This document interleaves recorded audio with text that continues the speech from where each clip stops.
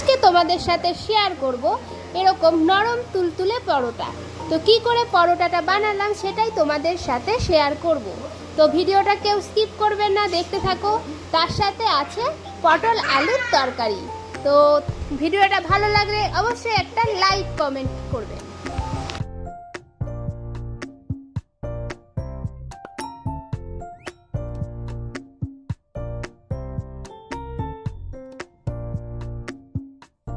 পরোটা বানাতে লাগছে আজকে ময়দা। এখানে আমরা 2 কাপ ময়দা নিয়েছি, সাথে একটু নুন আর সাদা তেল দিয়ে দেবো, আর একটা ডিম দিয়ে দেবো।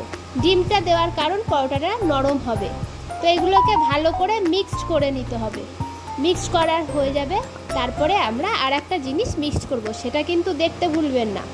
আর ভিডিওটা ভালো লাগলে অবশ্যই একটা লাইক করে দেবেন। আর যারা আমাদের ফেসবুক চ্যানেল থেকে দেখছেন, রান্নাবাটি চ্যানেল, সেটাকে অবশ্যই ফলো করে দেবেন।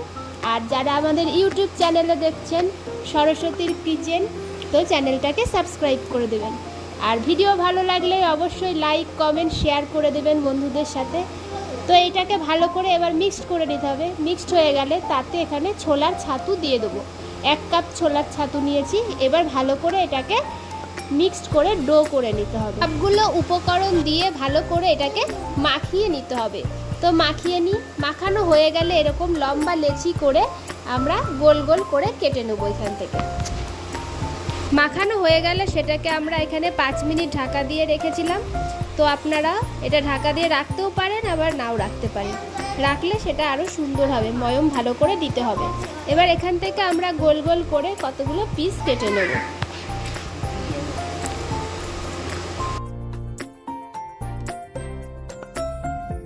থেকে আমরা এরকম গোল গোল করে কেটে নিয়েছি।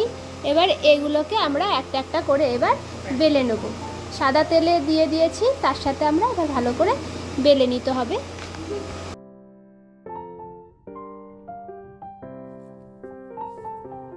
এদিকে গ্যাসে আমরা তাওয়া বসিয়ে দিয়েছি।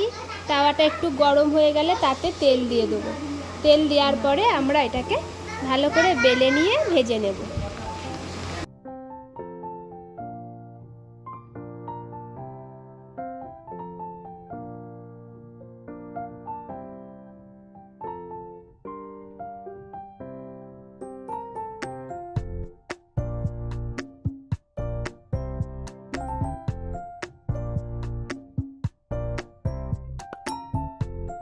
কড়াই গরম হয়ে গেলে এখানে আমরা একটা একটা করে এবার ভালো করে ভেজে নেব। অল্প তেলেই ভাজতে হবে। তো এবার আমরা পরোটাগুলো ভালো করে ভেজে নিই।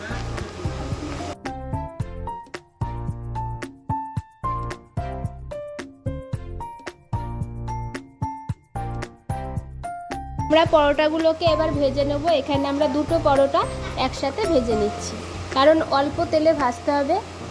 পরোটা বেশি তেলে ভাজে না কেউ, অল্প তেলেই ভাজতে হবে। তো পরোটাগুলো এবার ভেজে নিই আমরা।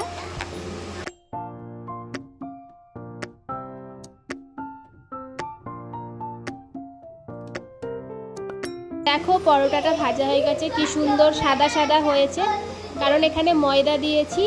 আপনারা আটাও ইউজ করতে পারেন। তো পরোটা ভাজা কমপ্লিট। এবার আমরা তরকারিটা করে নেব। আজকে হবে পটল আলুর তরকারি।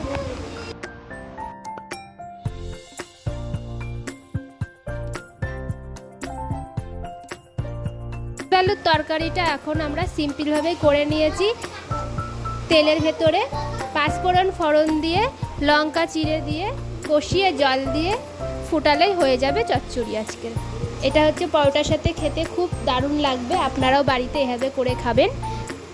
তো পটল আলুর তরকারি ফুটে গেছে, একটু জল কমে গেলেই নামিয়ে নেব। আজকের রেসিপি ছাতুর পরোটা আর পটল আলুর চচ্চড়ি। তো ভিডিওটা কেমন লাগলো কমেন্টে অবশ্যই জানাবেন। আর লাইক কমেন্ট শেয়ার করতে ভুলবেন না। Tata, bye bye. দেখা হবে নেক্সট ভিডিওতে। সবাই খুব ভালো থাকবেন, সুস্থ থাকবেন, হ্যাপি থাকবেন। Tata, bye bye.